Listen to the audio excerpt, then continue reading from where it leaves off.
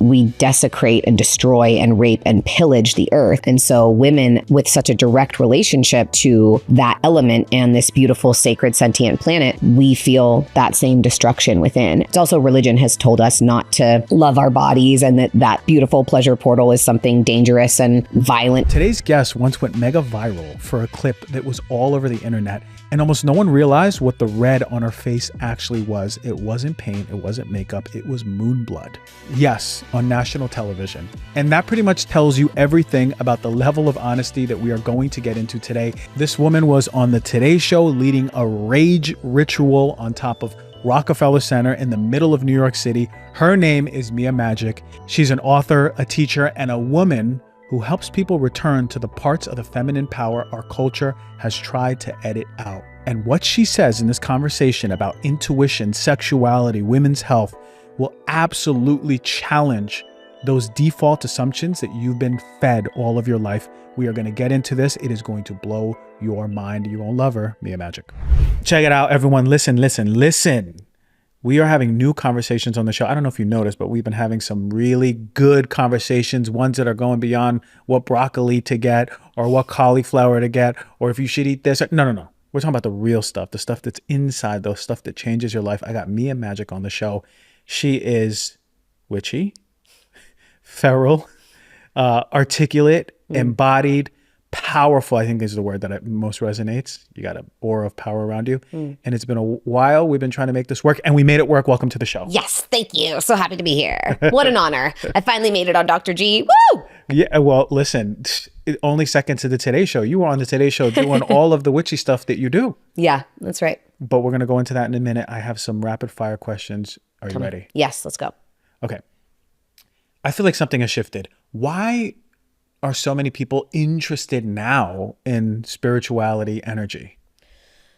I think because of the darkness that we're facing in society. I think it's the only alternative. Otherwise, we're going to get sucked down into a really dangerous game. And so in order to create the kind of world that we all want to live in, we have to change. We have to stop just falling victim to the stories and the programming that we've been sold or prescribed. And we have to create a new path forward. And I think people are getting really motivated to do that. Yeah. Something's shifting. You work with a lot of women. I do. And for you, how do you describe real feminine power? A woman who's really connected to that powerful part of her that may have been repressed. What does that look like? What's interesting is that it requires safety to feel powerful. And the world is not an entirely safe place. A lot of men are not safe to be powerful with. A lot of women are, competitive or comparative, and they're not safe either. And so to really be in your power, you have to work through all of the external shit that tells you not to be, and then find what that looks like for you authentically. Everyone has different magic. Everyone has different gifts. Everyone has different trauma. And so a woman to be really in her power just feels safe to express her truth and her authenticity, whatever that looks like for her. I want to go. Sometimes it's mothers, sometimes it's CEOs, sometimes it's doctors, right? It's about our individual unique essence and creating the safety within ourselves to express and live that in the world. Yeah, we're going into that. I want to know more all about that. Are women today disconnected from their womb space, their root? Yeah, absolutely. But all human beings are. Look what we do to the planet. Look what we do to the earth. Like the womb of creation, all the abundance of the fruit and the food and the water, we desecrate and destroy and rape and pillage the earth. And so women with such a direct relationship to that element and this beautiful, sacred, sentient planet, we feel that same destruction within. And so it's not safe to be. It's also religion has told us not to love our bodies, and that beautiful pleasure portal is something dangerous and violent. Even the word vagina means sheath for a sword, as if the male member is a weapon instead of a wand. And so it's really hard to be connected to something that you've been taught is shameful or dirty or bad or wrong your whole life. I want to go into that too. We're going. Let's go, bro. Let's go. What is one thing that is disconnecting us from our intuition? All the noise. There's so much noise. There's so much distraction. All of our phones, how we used to all just live out in nature. And so my first book was all about the language of the universe and how the sun shining through the leaves, or the wind rustling across the plains, or the waves crashing, or the flock of birds that cross your path, all of that was information. You could divine wisdom or intelligence or insight from these things that were happening. But now we're looking down at our phones all the time. We're not paying attention to what's going on in the world. And then we also have all the things that you have talked about on this podcast, the toxic food and the air and the water and all the things that destroy our body or poison our bodies. And so we don't know how to listen to our bodies, and our bodies don't trust us because the environment is so toxic, and so they don't feel safe. And then we have no idea how to listen within because there's so much outside telling us who or how or what we're supposed to be. Yeah. I mean, and it's getting worse, it feels like. Is manifestation real? And if so, what's blocking it? Yes, absolutely. 100% manifestation is definitely real. And it's just another word for magic or for power. And mani means hand and fest means party. So like it literally is the party you're making with your hands, you know? And what blocks it is our trauma, is the story that we have since childhood. Oh, we want to, create this success, but someone told us that we were not good enough, or will never amount to anything, or that we're destined to be a failure. We tried to make art and our art teacher told us that we're actually horrible at art, or we can't sing, so we shouldn't do the things that we love. And so, as you know, we have all of these belief systems that stand in the way of us actualizing the dreams that we may have had our entire lives. What if every woman reclaimed her true power? What in the world would change? Literally everything. Education, healthcare, childcare, the way we treat the environment, the way buildings are made, our consumption. It's shown that's why a lot of the UN Sustainable Development Goals are around women's education, because it's been scientifically proven time and time again that when women are given leadership, financial resources, and the opportunity to make decisions in a community, everything positively changes. Everything. Infant death rates go down, rates of STDs go down, child like molestation and abuse goes down, because everyone feels healthier. And that's not to say that, oh, we need to get rid of the patriarchy and just have a matriarchy, but balance is important. Yeah. Okay, we're done with the hot seat. We're done with the rapid fire. I had some ones that were coming up right now, but I'm going to hold them till we get here. But for those who have never heard of you, I've heard of you.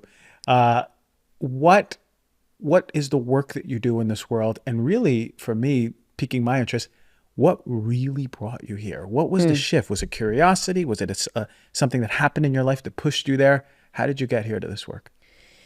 Yeah, so really, I was a very magical child. I love fantasy and fairy tales, and I wanted to live in a magical world. I'm obsessed with Harry Potter. Like, that's just what I wanted. And I realized that the world wasn't the same as it was in my books. Magic wasn't just a nonchalant, normal part of existence. And I wanted it to be. I wanted it for myself. I'm like, I got psychic communication with my animals. Like, I got these healing gifts. I always had, even as I was a little kid, I would massage my parents' friends, and they'd be like, how are your hands so strong? You have these little magic hands. And I just always had this healing gift inside of myself. And so when I almost lost my arm in an accident when I was 16, almost became an amputee, had a long period of like deep, dark depression, anxiety, sadness, self-hatred, feeling disfigured and deformed, and like God had punished me. And so I just started trying to heal. I just started trying, like, that's what we're doing here, right? Yeah. I just started trying to heal myself. And eventually it worked. We're still a work in progress, right? But I had reached a certain point where some of the old ways that I would behave, or that would push people away, or that would be repellent, those things had fallen away, and people started asking me to help them. And then I started doing the social media thing, and one thing led to another, and it really popped off in a lot of beautiful ways. But what I see myself as is really an ambassador for the planet, for Mother Earth, and for Father Earth. You know, we've taken the mother out of the divine and out of God, and made it just the father and the devil, when originally it was the mother and the father, and the goddess became the god and the father became the devil to create this like dichotomy and this fight as opposed to this counterpart balanced union. And I want to bring the mother home to the divine and the father home to nature and to the earth, and find that union within myself that I think is what really creates true power. We have to have both. Everyone has masculine and feminine within them. It is a spectrum. And I have found that by deepening my relationship to nature, knowing that nature is within me, that the bones in my body are the stones in the mountains, and the blood in my body is the rivers and creeks and streams in my veins, and the breath within me is the wind that flows through the trees, and there's this energy, this electricity, this fire that makes my heart beat in every moment. I am nature. And I want everyone to remember that, because by remembering it, that's what has helped me make magic real in my life. It has helped me reconnect to the elemental, fundamental way that human beings have operated and functioned for hundreds of thousands of years since the beginning of our species. And for me, it has, using that awareness and working with those elements has allowed me to make so many dreams come true and make so much actual magic in my life that I really just want to help people heal. And what's in the way is the inner child wounds, the ancestral shadows, the societal programming. And so that's why that's my focus, is to help people heal the impact of those things on ourselves and come home to our true nature, especially through nature. Nature being such an important roadway for that. It is the road. It is. It goes back to what you said about distractibility. We're so distracted. Yeah. The very things that are distracting us are making us also sick, because it's you saying, in the beautiful way that you described it, how nature is us. It's not just like we're part of nature. Nature is us. Yeah. So what I'm hearing is connecting back to nature connects you back to your nature. Is it a remembrance? Totally. It's a remembrance. Yeah. And everyone's is going to be different, right? Maybe you're remembering your priestesshood from another lifetime in the past. Maybe you feel this deep connection to Egypt you've always had. Yeah. And maybe like something that happened to me recently, 10 years ago, I found a fox on the road. I just found one again last week. And I'd never skinned an animal. I was vegetarian. I was like, this is crazy. And I felt the goddess animate my body, pick this fox up from the road, take it home with me. This was on Christmas night. And I took it home, and no one would help me. My dad was like, oh, foxes stink. His taxidermist was like, don't do it, you know. So I was like, okay, I don't know, but I have to keep this pelt for my altar. Like, there's something telling me I need this. And so I started with a sharp knife and like made one cut. And as soon as I cut into her skin, which on an animal is very separate from the musculature, like you can kind of just peel it off, it was like, I've done this 1,000 times. I know exactly what I'm doing. This is not new to me. And that wasn't something that I was like, oh, I've been a hunter and gatherer, you know, like I was a Neanderthal. It was just a cellular, genetic, human thing. Women used to skin, men brought home the animals, women skinned them, turned them into blankets and homes and beds and clothing and whatever, baby satchels, however you carried the little, you know, whatever it was. And so I didn't know that was something that I didn't know. I didn't know it was something I needed or wanted to know, but it came back to me immediately and was really powerful and was a total wild woman initiation. That's for sure. That is now a I do wild it all the woman time. initiation. That is a wild. And this is why I wanted to have you on the show, because these things need to be heard by other people. So you're saying that cellularly we carry this memory of, I think so, past lives. Have you have experiences aside from that, with visions or something that you know what you were doing? Were you able to connect back to that part of you? I believe in all this stuff, by the way. I'm gonna put that little other caveat on the side. But let's say you had that impulse to skin the animal. Have you heard from other people or your experience that, okay, yeah, no, actually we do have past lives, and I actually can tune into what it was like? I mean, we got a lot of friends, you know, in our community, in our tribe that are doing really wild, oracular, like to be an oracle, oracular stuff with past lives. I've had some memories. Yeah. That was one of the most powerful experiences I've had of like, I know I've never done this thing in this lifetime. So how could I possibly know what I'm doing? And I've had like, also when I went to Africa for the first time. I did a safari in Kenya, and I've since been back to Tanzania. And I pick up Swahili so fast. It's like it makes sense. I love the language. It's like a song. I was sitting with our driver. My mom and I were on a trip for like 5 or 6 weeks. And within, like, by week 2, I'm going to the markets with him, but like pretending to be Kenyan, because there's a lot of white Kenyans because it was, conquered by England. And so I'd be like, Mimi ni Mkenya, like, I'm from Kenya, give me a good deal. And I'm like shooting the shit with people in Swahili, and they're just like, and I didn't know how it came to me so easily. I speak English and Spanish, but like, not a random dialect that is a combination of all of these, areas, languages. And so I've had some memories of, like, for me, especially being a man, like as a very small, petite woman with a lot of fire and a lot of power, I have felt like that kind of safety that I sort of force myself to feel in order to be who I am and be powerful in the world and do some crazy stuff like Trojan Horse, the Today Show.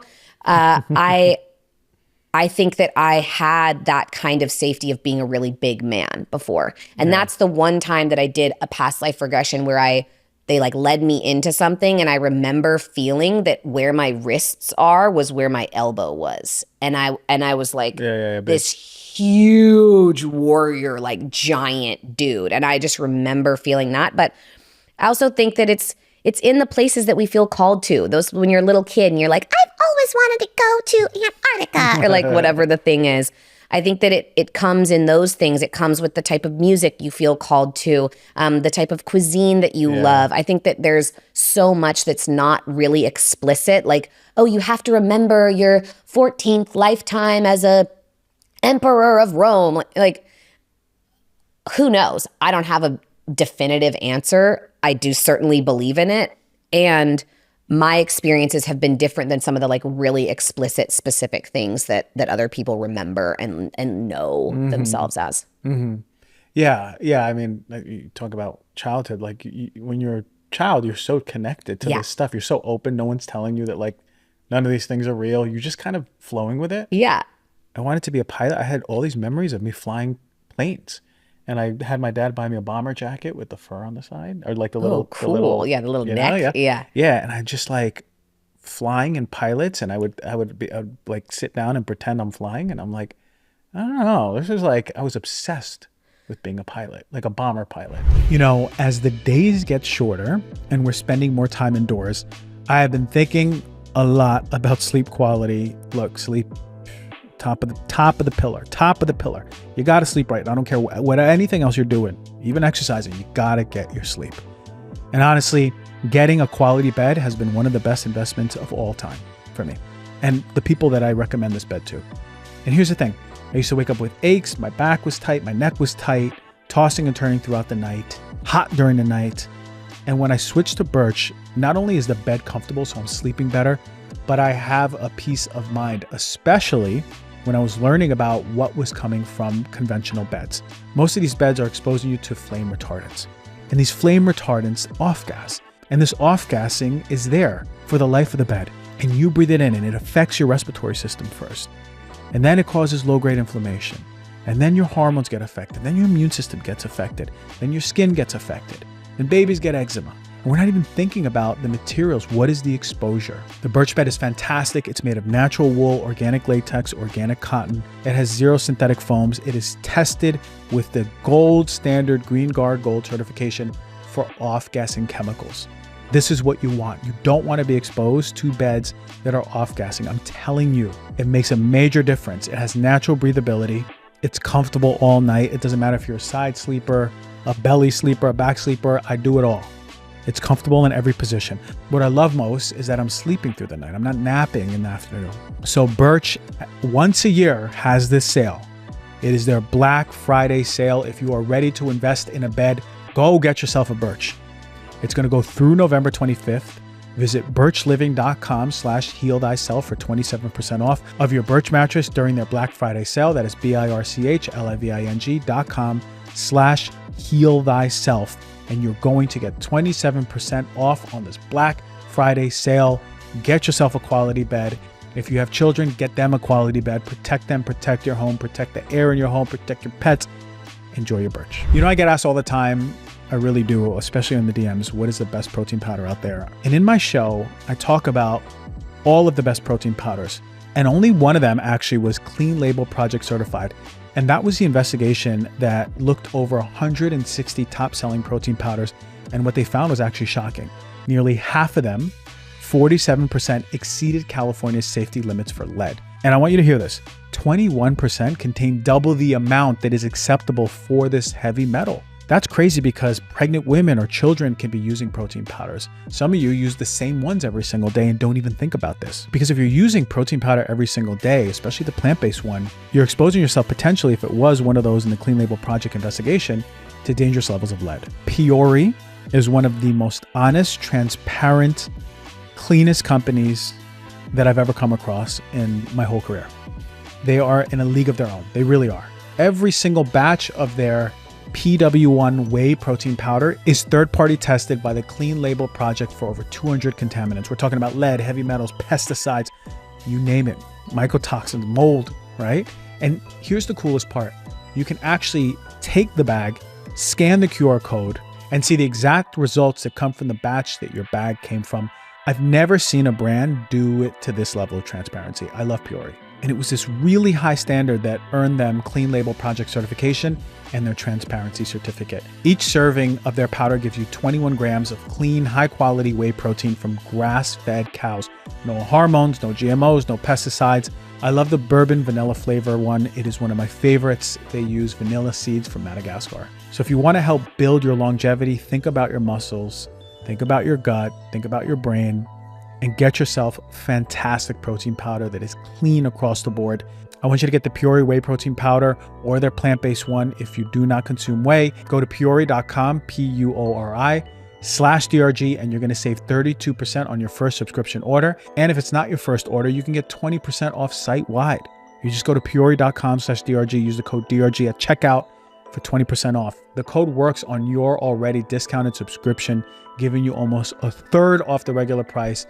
That is peori.com/DRG. The code is DRG. Go get yourself some protein. Did you hear, there was an on the news years and years ago, but I'll never forget it. There was a kid who, same deal, remembered, and they asked him like about the numbers and things, and they looked up.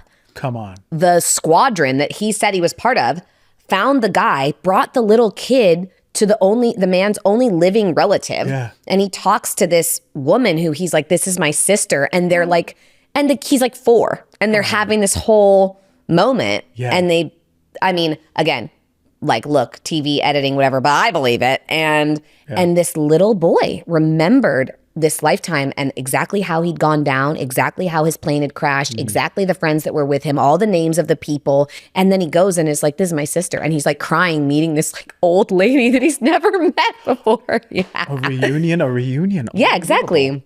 So I think the pilot thing, especially like those big like plane crashes, right? You know, or something happens and you're like, I wasn't done. Yeah. And I died doing what I love. Yeah. Wow. Cool. Did your parents encourage that? Were they like, obviously, if he bought you the jacket, he's like, yeah, they encouraged. Cool. They were cool with it. Yeah. Like I was just, it was just such a part of my life, flying. And when you work with a lot of women, right? And I've seen some videos, some viral videos of you in the woods, and women are screaming at the top of their lungs. That's and right. I'm like, I love to do weird shit in the woods. The weird shit in the woods. Yeah.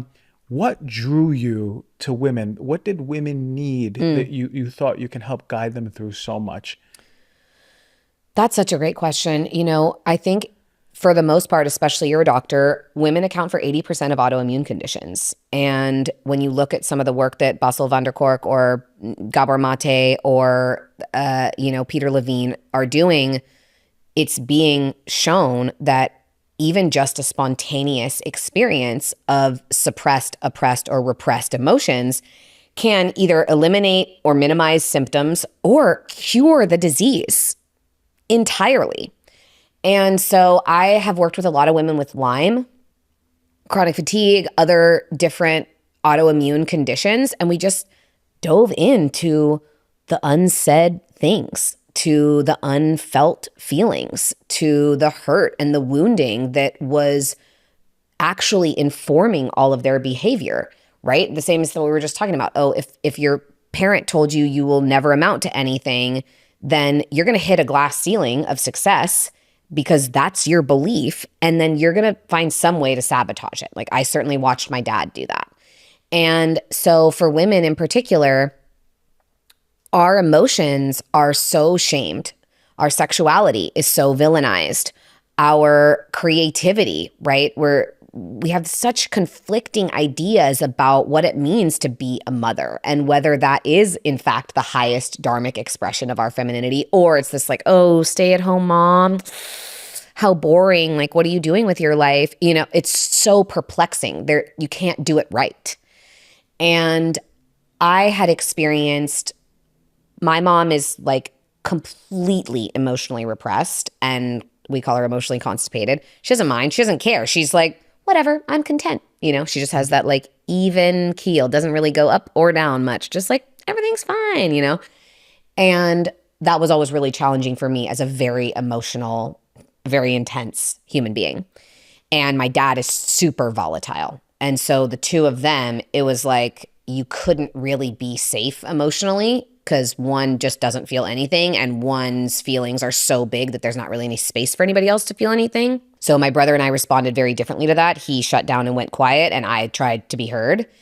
And I just noticed how many women feel some semblance of either one of those things. Like maybe you had an alcoholic father who yelled at you all the time. Maybe a family member molested you. Like there's just so much horrible shit that then gets swept under the rug. I've had clients who never told anyone that they were molested because their family had the generation before lobotomized. Like literally your brain cut open so that you don't remember that happened to you and you don't have enough consciousness to tell anyone about it ever again.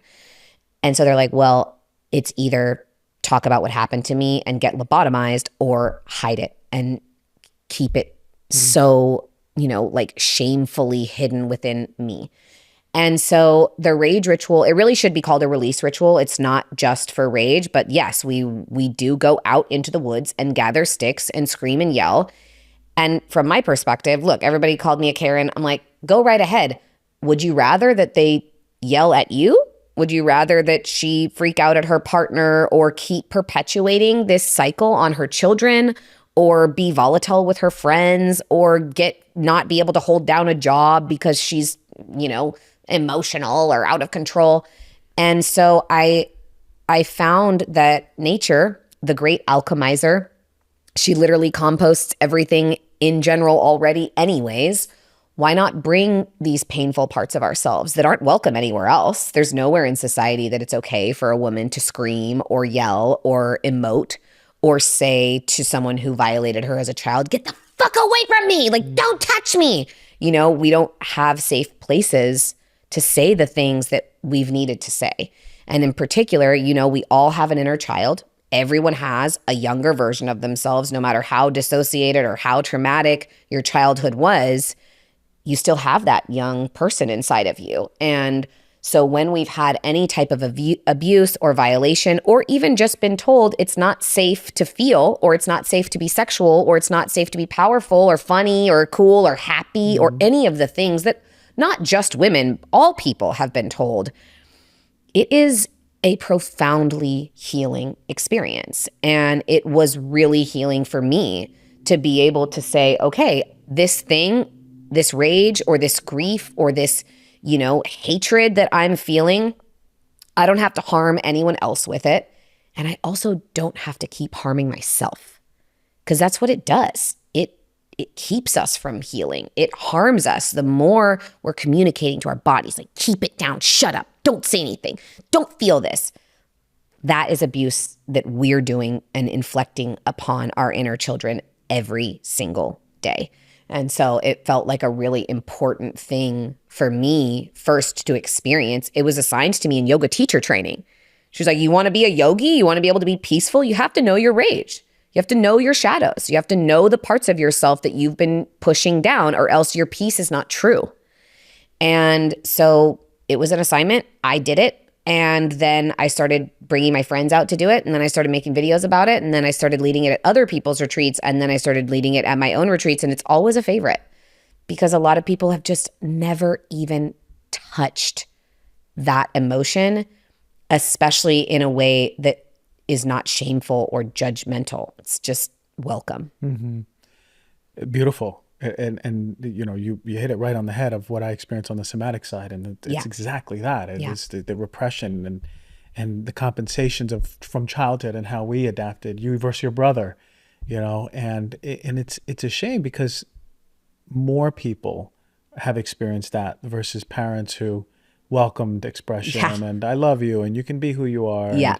And shout out to those parents too. I know, God bless you. You know, and for everyone else, our parents did our best. But it's our responsibility if we hear these podcasts or lean into this stuff, it's our responsibility to start moving through it. 100%. So we show up for our children. Yeah. So for the women especially, what To is my ladies. to the ladies, what happens after they're experiencing that rage? What are they experiencing after? What do you see in their face, in their eyes, in their energy? A lot of the time what comes up is feeling disappointed in ourselves for not standing up, for not pushing harder or fighting more in whatever the situation may have been, whether it's a boss who's coming on to you or a parent who's, you know, punishing you or whatever the case may be. And afterwards, one, there's just a lot of space. There's a lot of energy that's been stuck. There's a lot of words that were unsaid. There's a lot of feelings that were shut down that all of a sudden are out and they're free. And so you experience this liberation, this peace, this lightness, this levity. That's what all the time women always say, like, wow, I just feel so much lighter. It's like, yeah, well, you just unburdened yourself. And I have seen really profound healings and miracles occur from doing this practice, whether that's, oh my God, I haven't spoken to my dad in 10 years and he called me back, or, you know, or like, oh my God, I just got a check for $100,000 out of literally nowhere, or my Lyme just went away, or my cancer diagnosis has changed. We've seen a lot of really powerful kind of unexplainable things. And the most important one is just, wow, I can create safety for myself. I can actually feel these things I've been taught not to feel. And when I do, there's actually more space for me on the other side. There's more joy. There's more freedom. There's more connection. There's greater intimacy. Like one of my friends who was having a lot of, her clients, also friend, but, you know, sister and student, and she and her husband had like not had sex in years. And she did the rage ritual and she was like, my libido came back and I wanted to make love again. And so there's a myriad of different forms because, again, we're all repressing different things and we're all holding different parts of ourselves back based on what we were told. Yeah, I guess it comes back to the safety piece when the signals are given to your body that you're sort of self-abusing unconsciously. Yeah. No, you can't express this. Go back down, go back down, go back down. Like you said, of course there's no safety. The body's buzzing in anxiety, wanting to express. Yeah. And when that safety comes, however it is independent person to person, maybe it's a check, maybe it's that money abundance, maybe it's love, maybe it's libido, maybe it's creative energy, maybe it's clarity. Oh my God. And I always say that's our God-given state. We're supposed to be in that state of giving and connected and receiving. Yeah. And I think reciprocity. And I think it's beautiful work that you're doing. Thank you. When I think about you, I think about power. I see power. I feel like, yes, you know, like I want this for all the ladies out there, you know? Yeah. But what does that power, what are those qualities look like when it's embodied in a woman who's actually done that work? I mean, I think that the word that's really coming is courage. And courage comes from the French for the word heart. And so we think that our brains are the thing that's leading us. But as you know, you're a doctor, you know, the heart has like 10 times the electromagnetic frequency of the brain. And then the gut is where all of our happy hormones are actually being created. And so courage is to be connected to your heart. And for me, you know, I've always been kind of fierce, and there's been some claws and talons and thorns that are protective mechanisms and that are trauma responses for me. So yes, I have this power, but some of it has been as a result of my wounding. Some of it is just innate and how I am. And some of it is like, I thought I didn't feel safe. So I tried to protect myself and claw my way out, you know? But it also looks like, so the courage is the willingness to look at the things you don't want to look at. That's really hard. It's a lot easier to project your shit onto another person and blame them for what's happening. Oh, my husband didn't take out the trash. He didn't hear me. He didn't listen to me. He's a fucking asshole. He's neglecting me. Or like, okay, he didn't take out the trash. So what does that make me feel? It makes me feel unheard and unsupported. And it makes me feel like I'm all alone. Okay, so when was the first time that I felt unheard and unsupported and all alone? Oh, well, the way that my dad treated me, or the way that my dad was an alcoholic, or the way that my mom, you know, was so vain and didn't care that I had a different body type than her. And so she always wanted me to be on diets and get skinnier and change the clothes that I wore. And I was like, Mom, no, I just want to wear these like baggy jeans. And she was like, no, you will wear this dress.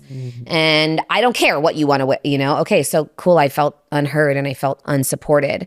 And then I felt alone because what I liked or what I wanted or what I needed didn't matter to anyone. And so I created this story that I'm alone.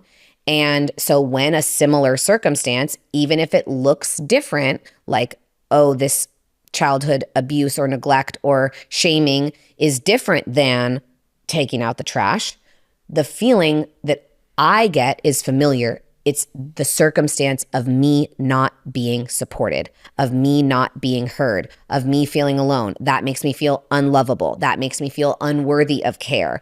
And when you can look at those things, which like I'm still, you know, we were just talking really quick before we started about relationships. I'm still working on that. There's still things that come up every single day that I have to deal with. It's not like I've figured it all out, but I am willing to look at any negative pattern, any bad behavior with self-responsibility, with instead of me placing blame on another person, what is my role here? What is my role in throwing a tantrum and like being rageful? Rage is a reactive emotion. So what am I reacting to that is triggering something from my past that's making me associate this current situation with what happened to me then? I'm not raging at my husband. I'm raging at my dad, or I'm raging at my mom, or I'm raging at my teacher, or I'm raging at my grandparent or a guardian. And I'm projecting the rage that I felt at them that maybe I didn't have a safe space to express, or I wasn't able to stand up for myself with, onto the person who's in front of me right now, onto my current attachment figure. And so for me, coming into my power has been about willingness to look at all the ways that I'm not powerful. So all of my weakness, all my shit, all my little small, I felt very resonant with what you said about like being manipulative. Like I could turn a situation however I want. I'm in charge here, you know? But that's a shadow. That's a protective mechanism. That's us trying to keep ourselves safe. That's us working to maintain that inner child's like, okay, you stay here. It's okay. You're fine. You're fine. You're fine. I'm going to change this situation. Don't worry. Like, I'm going to make sure that they, you know, like we're just trying to protect ourselves. And so for me, the power has really come from being willing to look at all the stuff I didn't like about myself and not blame anyone else for it, and take responsibility and strive every day. And I fuck up all the time and I fall backwards all the time. But every day I am devoted and committed to becoming a better, more magical, more powerful version of myself. And that's a really, you know, it's a really tough, hard choice to make, but I've found it to be the one that's most worth it. It's most worth it. It's sort of like we are also choosing to be the one to break the generational. That's right. Right? It's like, and that's hard. Yeah. Unless you had those parents that like really love you. Most of us look at our parents and are like, nah, no thanks. I don't want that life. I'm good. Yeah. And it's work. Yeah. It's work, because there's always, and the best is in a relationship when you're like, oh shoot, here I am. I thought I read all the books. I thought I did all the breathing. I did all the meditations. Yeah. And then real life happens in relationships, and what a gift those are, relative healing, right? And going through that process. There's only so much you can do on your own, and then you need another person mirroring it back to you Yeah. moment to moment to really show you your shit. But big time. Yeah. But you said it so well, that decision to be like, first you need the awareness. Yeah. And then when you have that awareness, you make that decision. You go, okay, hold on. Yeah. This is for me to look at and for me to overcome, and that want to be better with yourself and in relationship, you know? Yeah. Are women sexually repressed? For sure. Why? You know, at Heal Thyself, I am constantly talking about the importance of taking preventative steps to protect your long-term health. Longevity has been a myriad of podcasts that I've been interested in doing. We put them out, longevity. I'm thinking about this now as I turned 40 last year. And when it comes to overall wellness, honestly, there's a very few things that are critical as your brain health. I know if I don't take care of my brain will suffer, especially over the years, especially how we live. A lot of people are drinking alcohol too. Our brain will suffer. And this is the thing that is happening. We're not optimizing our body. We're not optimizing our sleep. We're drinking alcohol, and we're not protecting our cognitive function. And it's really important because it's usually the thing that you don't even realize is going decade after decade after decade. And it's a question I've been asking myself a lot lately is, how can I support my brain function? And I partnered with Tonum Health. They have a brand new brain performance supplement. Before I even said yes to them, I looked over the supplement. I took the supplement for 4 weeks, and it really helps. It really, really helps. It's set apart from other supplement companies that are making bold claims, because this one is backed up by 9 years of solid research coming from Duke University. We're talking about real science. It's not just a formula they just put together and they said, hey, we're going to do this. This is backed up by research. And for me, that's fascinating, because not only do I know I have that net that it works, but I can feel it supporting my focus, my memory, my resilience. It's protecting against that thing that happens decade after decade that you don't really realize. It's called age-related cognitive decline. And it enhances that neurotransmitter drive for performance, better dopamine, better push. It has alpha GPC and paraxanthine. These are ingredients that have been extensively studied to help support your brain and for you to get things done. What I love about it is it's not about them quick fixes. No. This is something that you take and think about it, putting money into a bank, and you're investing in your brain's future so you can stay sharp, energized, focused. What happens when you meet someone and you go, wow, they're so with it, they're so sharp, they're so communicative, they're so present? It's because their cognition is strong. You want that when you're older. When your brain is operating at its best, everything else follows: your energy, your decision making, your overall quality of life. I'll continue highlighting my journey with this supplement. I really love it. I want you to know that you can get a 10% discount code using Heal Thyself at tonum.com. That's TONUM.com. Or you can go to the link in the show description, TONUM.com, and the code is Heal Thyself for 10% off. You know, one of the things I get asked for most of the time on Instagram, on the DMs, is about sleep. It's for good reason, because most of us need sleep. We need better sleep. And many of us are struggling with our sleep, especially getting quality one. And I used to be right there with you, and I mean it. I was tossing around, turning around. I wouldn't get to bed late at night. I had no sleep ritual, no structure. I would wake up multiple times through the night, and I would wake up feeling exhausted. And I tried a lot. I was on melatonin for a long time. Magnesium helped, but not much more than that. And what would happen is when I would take the melatonin, and I don't know if any of you have ever had this, but you sleep, you get knocked out, and I would have nightmares, like weird nightmares, super vivid. And then I wake up feeling groggy and heavy. I couldn't hit it. I upped the dose. I lowered the dose. I went in between. I tried everything. I even tried to microdose it.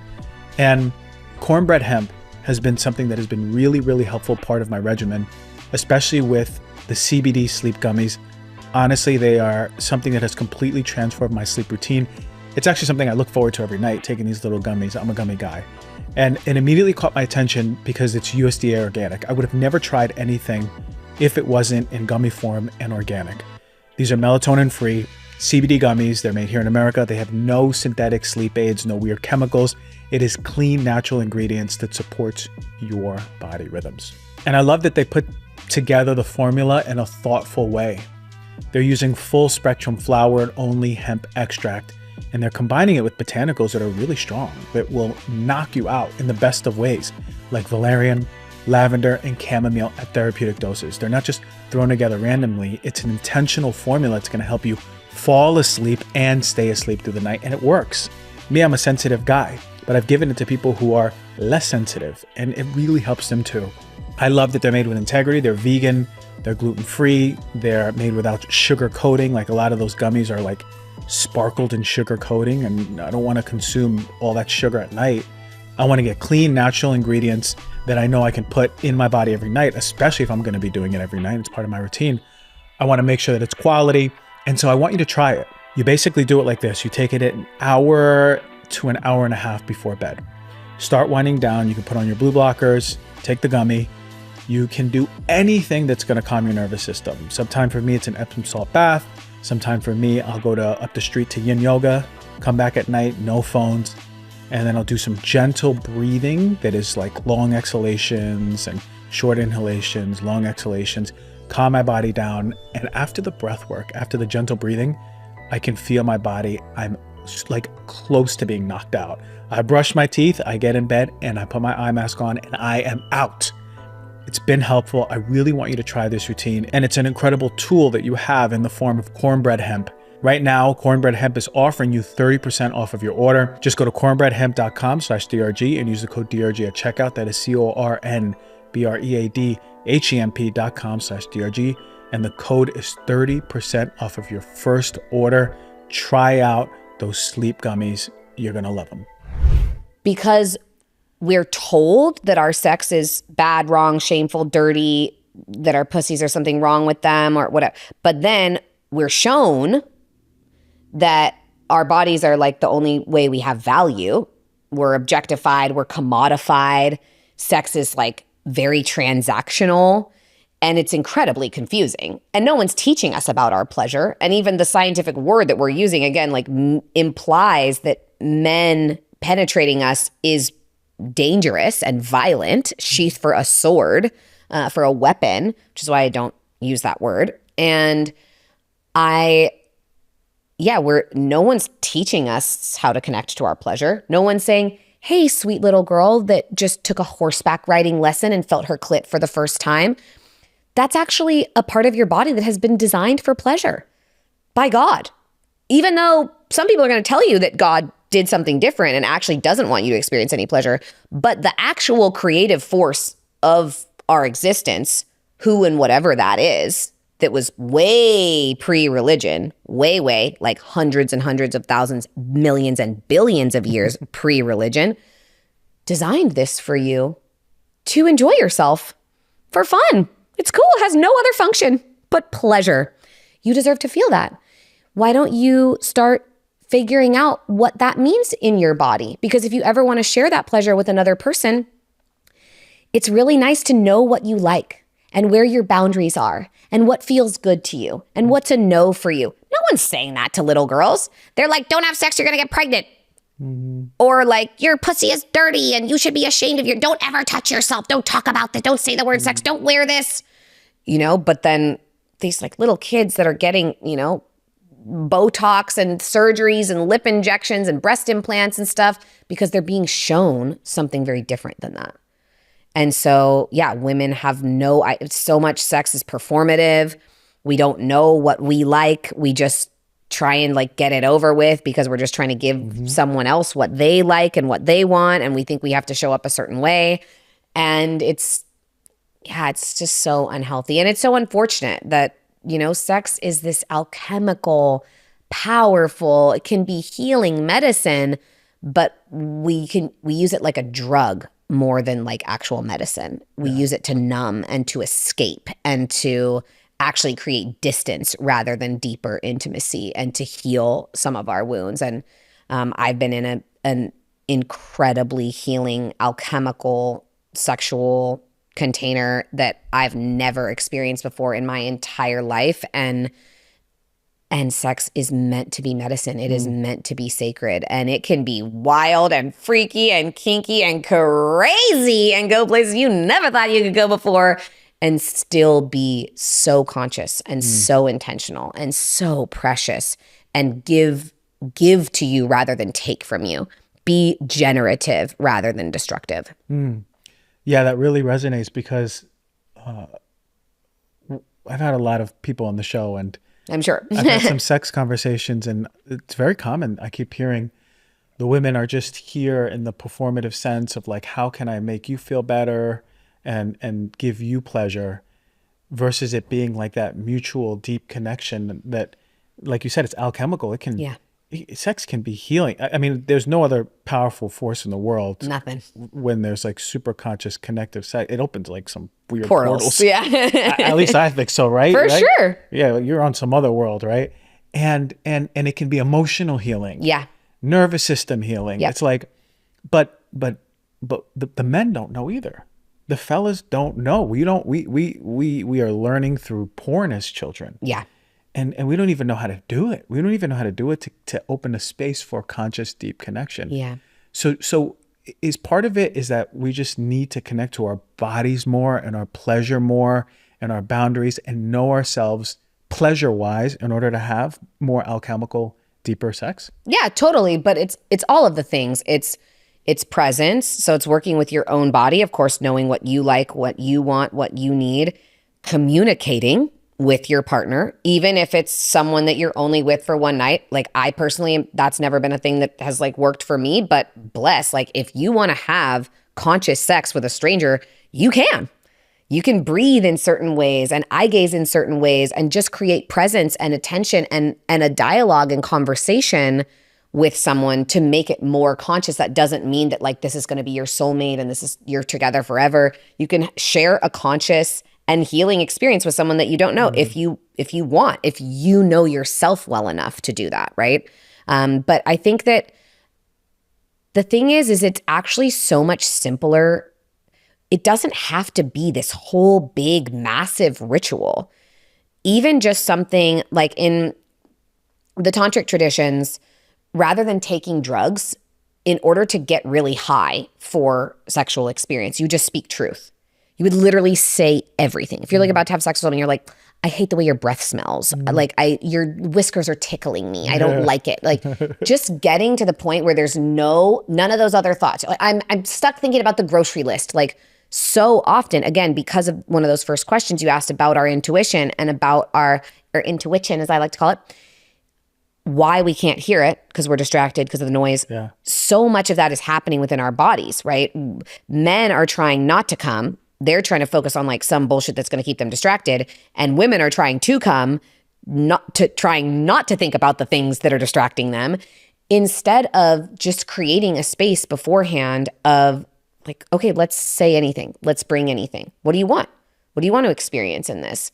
And so one of the practices that we use is called fears, desires, and loves. This is what I'm afraid of. It can be in general. It can be like, I'm not afraid of spiders. I love spiders. But like, I'm afraid of spiders. And I'm afraid of falling into the toilet or like whatever. It doesn't matter what it is. And I'm afraid of opening my body all the way to you because I don't know if this is forever. And like, you can bring whatever. Desires. I desire to, go to South Africa, right? And I desire to feel safe in my body here with you. And then loves. And when you're doing it in partnership, this is a great thing to do with yourself in the mirror. If you're like, this is what I love about myself. And you actually start practicing, what do you love about yourself? Not just your eyes and your physical things, but like your wildness or your courage or your willingness to do unusual stuff, to be an eternal student. And then about your partner. This is what I love about you. And back and forth. And even just creating that type of conversation ahead of time, you've already deepened your intimacy. You're already doing something else. Okay, cool. You want to sit and eye gaze together in silence for 5, 10, 45 minutes? Great. You want to breathe together, microcosmic orbits, where one is inhaling when the other is exhaling, and you just cycle the breath through, or you synchronize your breath and we're inhaling and exhaling at the same time. Just like massaging each other. Just even if it's a foot massage and just checking in, talking about your day, right? There's so many different ways we can do it. It doesn't have to be like, this ancient Egyptian ceremony with all these different smells and sounds and different specific affirmations and invocation. Like, it doesn't have to be all of that. But I think that men in general have been programmed to get off quickly And so the slowness and the presence and the time that it takes for a woman's body, most of the time, to get prepared, even just like for her body to be engorged enough where a cock can slide in instead of like be forced in or pushed in. That's a big, just the entrance, just how you enter a woman's body is so important. So many of us have been entered when we maybe say yes but mean no, or don't say anything, or have said no, or our body is saying no, and no one's listening. She's not wet, she's not open, she's not engorged, she's not ready. And they're like, I don't care, I'm gonna just fuck her anyway. And that is so damaging. And men don't necessarily understand that, but like every woman knows that moment of the just like spit in the hand, and then like all of a sudden someone else's body and energy and soul are literally inside of me. And so there's so much that we can do to make it more sacred and intentional. And yeah, I've been learning so much about that. And just pace, just slowness alone is one of the most powerful things that you can do. Like most women have never not been rushed. You know, like make it a game. How long can I tease her? Like how long can I taunt her until she's fucking begging for it, you know? Because most women have never even experienced that. And they're actually be like, okay, come on, just fuck me, like to get it over with, to like, let's get through it. I'm going to make you come quickly. I know you don't care about me coming anyways. So like, let's just Go through it. Get this show on the road. Yeah. Yeah. Amazing. Yes, absolutely. To all the things. Life-changing. Yeah. Fellas, if you are listening to this, go back, press rewind, take out the notepad, write the bullets. Yeah. Study it. Go back, press rewind again. Make sure you didn't miss anything. That's Study right. it again, and then bring it to the bedroom. I'm telling you, it will change your life. Yeah. Men don't know, but like know. I'm telling you, and a lot of actually women don't know. No, completely. You know, all of it. so- Nobody so- has it. We're all the blind leading the blind. Blind leading the blind. So ladies, go back and listen to, take them notes, talk to your partner, set up that space. Yeah.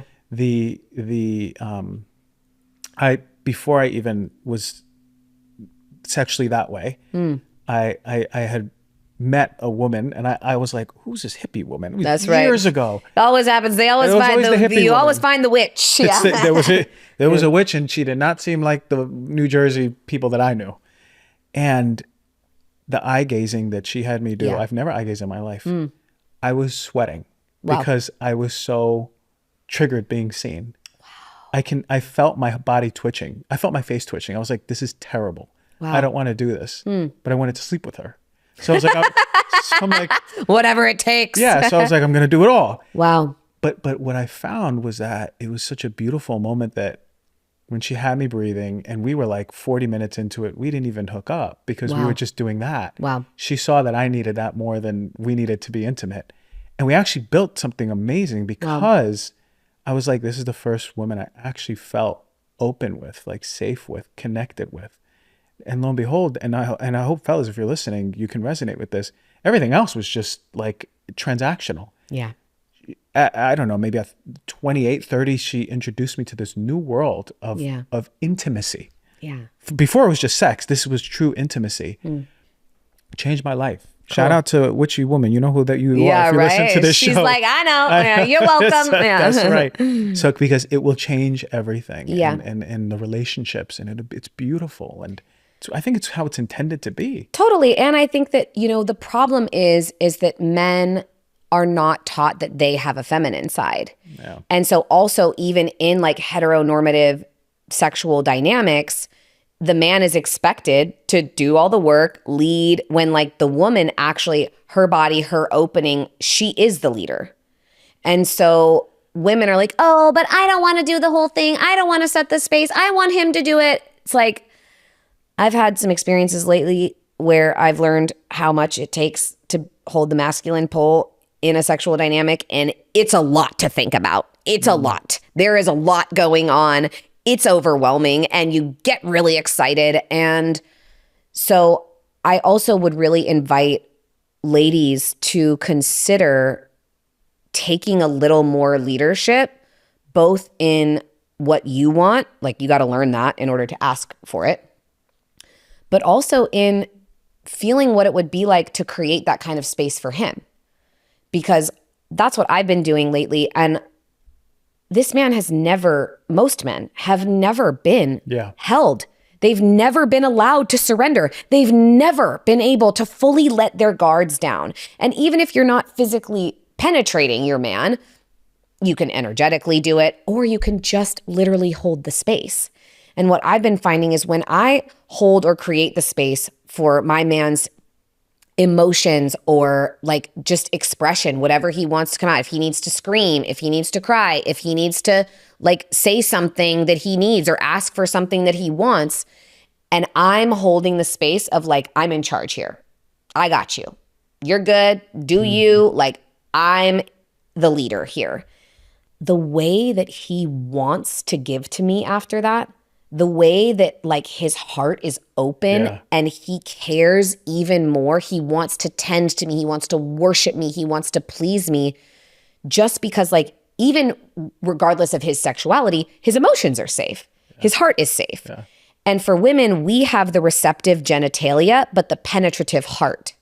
And men have the opposite. They have the penetrative genitalia, but the receptive heart. And so we have to be the ones that are willing to show them, this is the slow way that I want to open you. This is the way that I want to create safety for you. This is the way that I want you to feel accepted and loved here for all that you are. And when a man feels that, which like most of them have never felt before, they just are expected to like take out the trash and do all this shit and make all the money and like figure everything out and make all the plans and all of this. It's exhausting. And when we can take a little of that burden off, especially in the sexual space, and also reclaim like those desires that we have, oh my goddess, the intimacy and the connection and what's possible. And then like the safety that a man can feel in that way after maybe never having felt it. Oh my God, my emotions are safe here. I could cry here and she's attracted to that instead of turned off by it. She doesn't make me feel weak. She's making me feel strong for being willing to feel this thing. Man, the intimacy, the love, the pleasure, the orgasms, the connection that is possible after that is truly outstanding. Yeah, this is why sex is so healing. This is what I was trying to lead to, and you're saying it because men, we don't have that. And the work that I do, I'll work with women, but hardly any men come. Yeah. Because we're just kind of not ready, or we don't want to do it, or we're not ready to feel truly. I know. But men who are in a partnership, we trust our partner. Yeah. If the partner can just open the space a little bit, like you said, and maybe it's not like we don't have to have sex. We just connect. Let's just connect. Totally. And you're okay. And I'm going to open the space. Maybe my coach calls it hosting. Like the woman can host this. Today she's going to host. Cool. And then the man's like, okay, I can, because this is what we're doing. We come in and we go, okay, we're going to do it. I got to do all this. I got to perform this way. I got to make sure I do that. It's like we can just relax. And sex in the bedroom is very vulnerable. Yeah. It's a literally naked, vulnerable space. Yeah. My God, if there's vulnerability that's going to move, it's going to be in that space. 100%. And it's so right. Like I can feel when you said, when the man feels that he's seen, there's this new reservoir of energy that opens up. Yeah. And there's this gratitude for the person who holds that for them because we want it so bad. Totally. You know, so I can imagine how open the man is sexually. And he's like, yes, let's connect. I want to worship you. I want to love you. I want to love on you because, my God, finally you saw what he's been wanting to be seen in for so long. And what we expect of them. Yeah. We're like, you better worship me. Like, you better ask my pussy if you can come in here. Like, you better be, treat me like this. Yeah. It's like, okay, well, what about him? And it's not even him. This is the part that's been really transformative for me.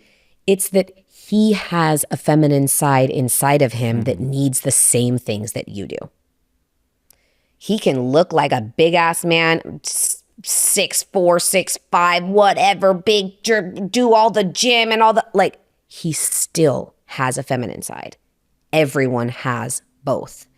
And so it's actually can be really empowering when, if we've got a little of that naggy, bitchy, too much rage that we're projecting out onto people because we don't know how to feel it within ourselves.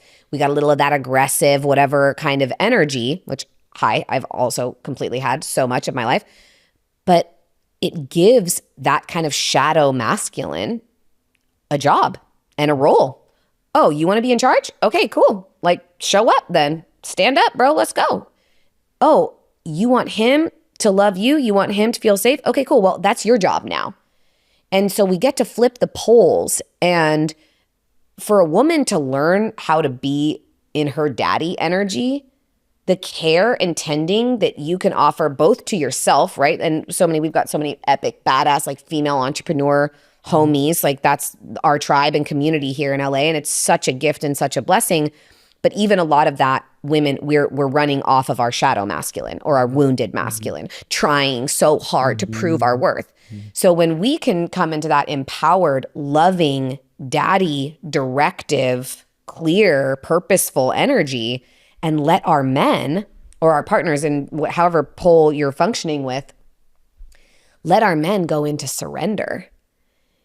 There's so much power. It's like the rage ritual. There's so much power that we've then reclaimed because we're not shutting down or shunning that part of ourselves either. And so by us making it safe within us, we're communicating to them and yours is safe within you. So your masculine is safe and your feminine is safe. And I'm in inner union. I'm in union with myself. I've got daddy and mommy. Everybody's dialed in here. And like I've got my inner child and I'm safe. I've got me. Yeah. I've got my nuclear family unit inside. And now you have the opportunity to do the same thing. But if we're expecting each other to fill to that 100%, we're always going to be disappointed. Yeah. Like we have to be our own 100%. And those two things come together. Yeah. Yes, absolutely. Yeah. And the man to come into his feminine just a little bit, well, because we're scared of it. Totally. We don't want to go, no, it's terrifying. I can't be like that. And all of society has shamed all of those things. Your emotions, your sexuality, your creativity. You're not allowed to be a band geek or a theater nerd. You're not allowed to like love art or make sculptures or any of that. All of that is shamed because the feminine essence of everyone has been shamed. So it's hard for men to think about coming into their feminine essence at all. I noticed that you speak from your belly. You speak from your power. Okay. And that's different than the women sometimes I work with. They speak from up here, right? Mm-hmm. Or a podcast that I've had with guests, right? So they're like stuck. Their belly's stuck. But you have some vibration to your voice, right? And it's good. It's down strong. In the womb. It's from the womb. So voice plays such an important role. A lot of us shut down our voice when we're young. A lot of us, even the ones who think we can sing and then we get shut up and we can't sing. Yeah. For you and your experience, what role does voice play in coming back to your power? Oh my goddess. I think that there's the physical voice and there's the metaphorical voice, right? About our truth and being able to state our boundaries and our desires. But I think ultimately it's probably the most important thing because it's how you're translating the divine or the universe. It's how you're translating to yourself the information that you're gathering, what's coming, all of, both from your senses, from your eyes, from your ears, from your nose, from your mouth, from your skin, but also just with what arises within you, what those like knowings, that intuition.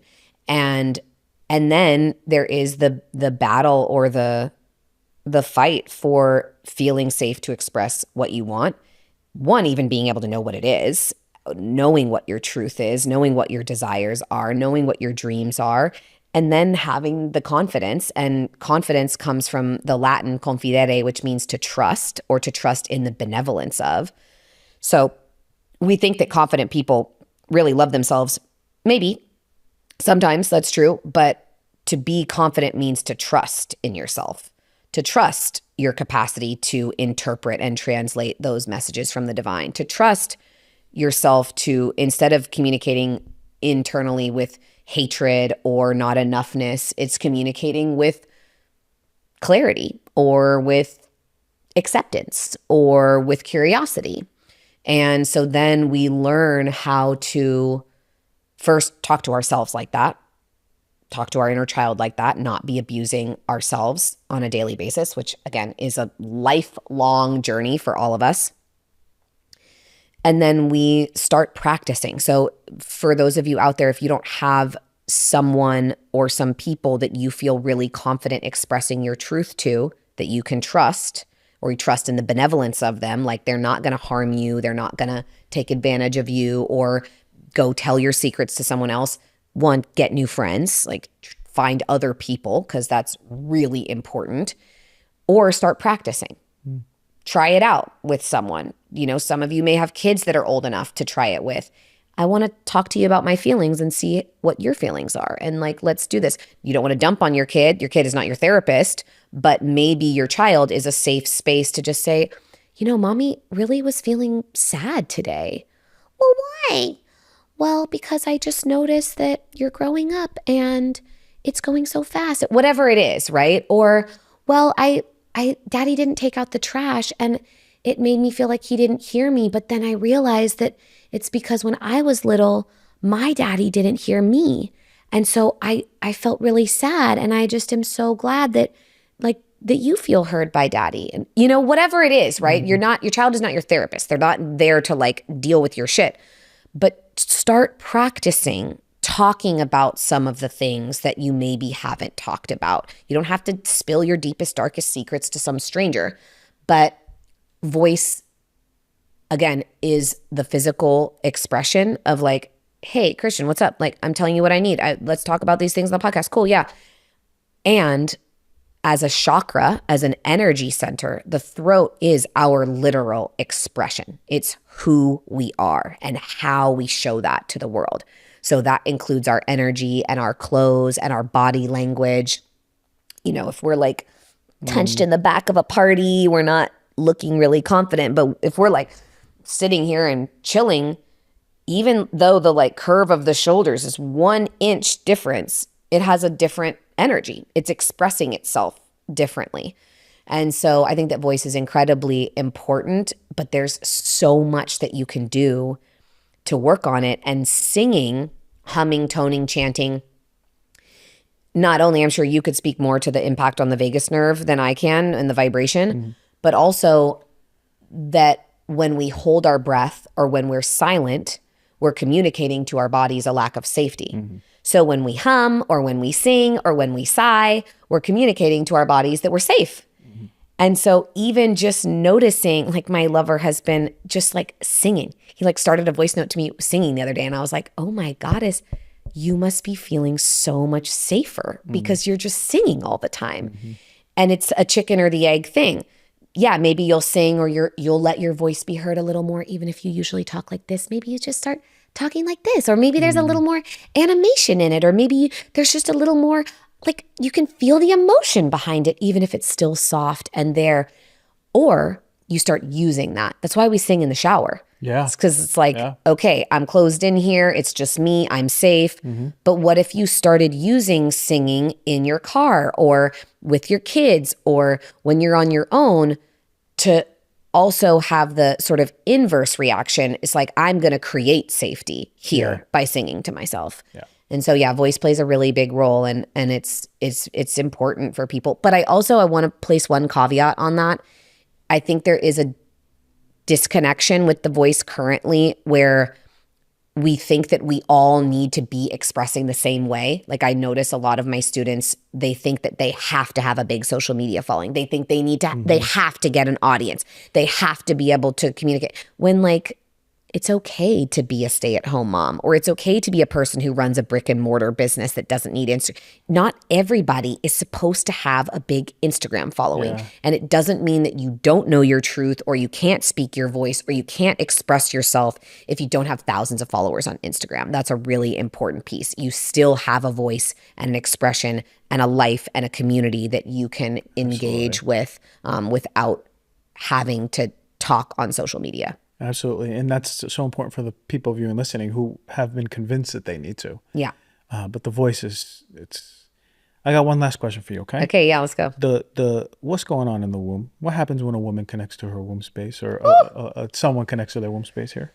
Oh, there's so much good happening in the womb. So the womb is, of course, again, like we just said with voice, it's physical and it's metaphorical.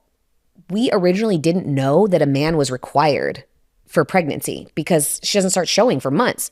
So a woman could have sex and an egg could be implanted and she doesn't start showing for 4 months. Yeah. So she's like, oh, wow, all of a sudden I'm pregnant today. My belly something's going on, right? But I had sex 4 months ago. So without paternity tests, a little white fluid that we can't see that there's anything swimming in it, like how would we know? Yeah. So that's why God was a woman, is because we didn't know that she needed the masculine counterpart in order to actually continue propagating life. And so every month when we have our moons or our periods, we get the word month from the moon cycle. If our months were designed like the moon, like they used to be, every month would start on a Monday and end on a Sunday, and they would all be exactly 28 days, and there would be exactly 13 months, and that's how the calendar used to be, and that's okay. You know, the Pope Gregory changed it, and that's the way it is. But our wombs every month shed the possibility of life. So moon blood, when you look at menstrual blood under a microscope, it's loaded with red blood cells and white blood cells and stem cells. It's so healthy. It is so magical. It's the original blood of Christ because it was shed without violence. The oldest shamanic site ever discovered was pre-Ice Age, 40,000 years old. And the only things they found were rocks covered in menstrual blood and swan wings. Like that's the tools that this shaman was using back then, which is pretty cool. 40,000 years ago. I'm like, great. I've been doing all kinds of blood rituals. Let's go, you know? And so every month when we bleed, it's the version of ourselves that we've been. It's the partners that we've had and the potential children that could have been made from those unions being shed. That possibility is gone. That version of ourselves is gone. And then when we get pregnant, which I've never experienced before, but there is some direct line to the divine where cells inside of our bodies combined with cells from another person's body at some point start to be alive and have a soul and become a whole new person. That is pretty fucking magical. And so the womb is this cauldron, is this portal. It is this direct line to the universe or to the divine, because how else would a soul literally just be created, right? And all animals have this. And, you know, there's so many different things, right? We could go into a whole nother, like how elephants grieve. Like animals are a lot more intelligent and sentient than we think they are. But the womb, if you're not birthing a child every month, what are you birthing? What are you creating? And what version of you are you shedding? So I had a very interesting experience this month. I'm bleeding right now. And usually my first day of my moon is the hardest. It's like lots of cramps, suffering a little bit. And I had just finished my retreat. My lover came and taught at my retreat. We're like coming back home. I'm coming down here to LA for all the interviews and all the things. And so we were like traveling, and I'm literally skinning a fox in the car on the way home because I hadn't finished and I wanted to keep her paws, which I did. New practice, so epic. And being my little feral self. And so my womb didn't really have the space to like hurt. I was busy and I was doing things. And then on day 3, I was doing a voice lesson. And I was like really in pain, and I'm using my voice and I'm like kind of toning and chanting and I'm tapping into my womb and I'm feeling it. And I realized that, okay, I'd shed the version of me. I always start bleeding right after a retreat because like I'd become a different version of myself by holding the space and creating the rituals and like being the priestess and leader. And I always start my moon the day that the retreat ends. It happens all the time. So that same thing happened, great. But then that third day, I had an experience the night before that even a few months ago would have triggered all my abandonment, all my humiliation, all my like, I'm unlovable, no one supports me, I'm in this world alone, what am I gonna do? And instead I self-sourced and I was like, actually, I'm fine. Everything's fine. I love myself. I've got myself. Even if no one else was around, like I've got me, I'm good.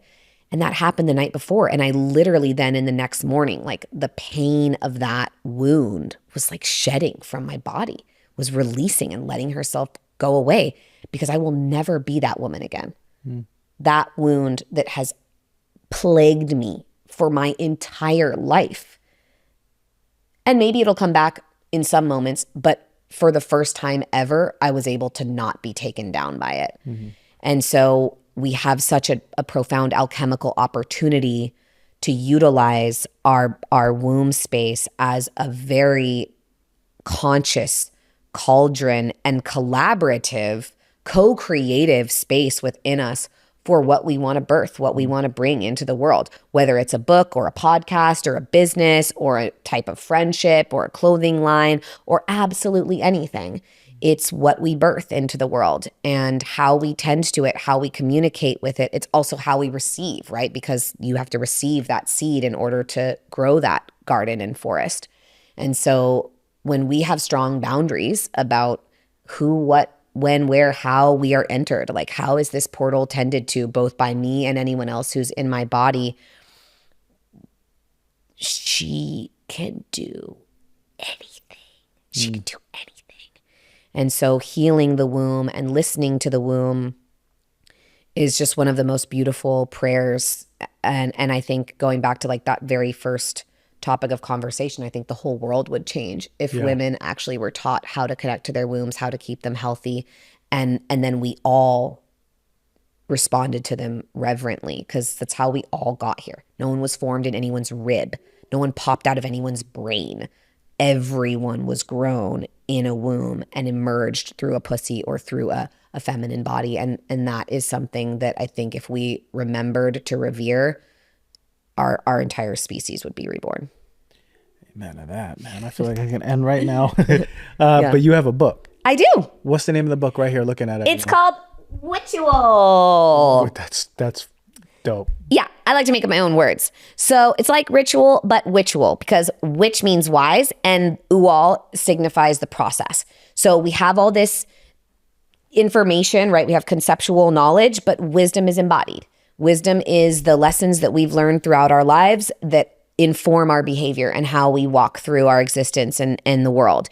And so this is the process of living in your wisdom. And for me, this book got me through a really wild, dark night of the soul. And it is a collection of the lifestyle changes and choices that I've made that have made my life most magical. My intention with writing this book was not to like give people a bunch of lists of things you have to add to your to-dos. It's not more tasks. It's about the attention and intention that you place on everything that you're already doing in your life, and how the way you move through your micro moments, as opposed to like just the big ceremonies and rituals and the weddings and the like momentous occasions, you know, how do we just let the small moments be the things that add up to our dream life, or our most magical life, as I love to call it, our fearlessly authentic life, as it says on the book. And so this is really a powerful collection of invitations for everyone and questions to ask yourself, and ways to work through some of these shadow pieces we've been talking about. There's a chapter on shadow work, inner child work, conscious consumption, you know, connecting with the earth, integrating that masculine and feminine, mother and father nature. So it's a pretty good one. I'm proud of it. Amen. And the artwork is beautiful. How do people find you? So everything, Instagram, YouTube, website, TikTok, all the things is Mia Magik, MIAMAGIK. So at Mia Magik on socials and miamagik.com with a K, not a C. You are magic, Mia. Thanks, honey. Thanks for coming on the show, dropping the wisdom. I'm so excited. Like this is, it's perfect. And I can't wait for the audience to listen. Thank you so much. Yeah, thanks for having me.